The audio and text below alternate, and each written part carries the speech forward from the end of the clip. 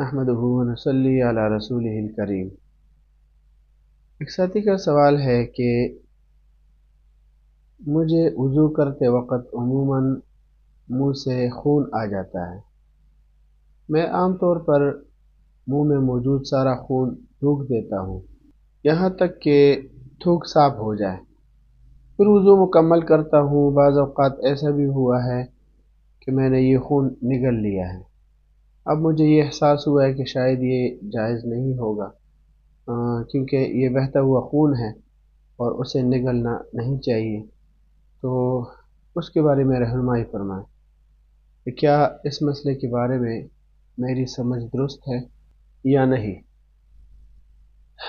الجواب حامداً و مسلیاً اما بعد۔ مسئلہ یہ ہے کہ بہنے والا خون حرام بھی ہے اور نجس بھی ہے، لہٰذا منہ سے نکلنے والے خون کو جان بوجھ کر نگلنا حرام ہے۔ لہٰذا آپ اپنے سابقہ عمل پر توبہ اور استغفار کریں اور آئندہ کے لیے اس سے اجتناب کریں، جیسے کہ قرآن کریم کی سورہ بقرہ کے اندر آیات ہے، آیت نمبر 173، انما حرم علیکم المیتۃ والدم ولحم الخنزیر وما اہل به لغیر اللہ فمن اضطر غیر باع ولا عاد فلا اثم علیہ ان اللہ غفور رحیم۔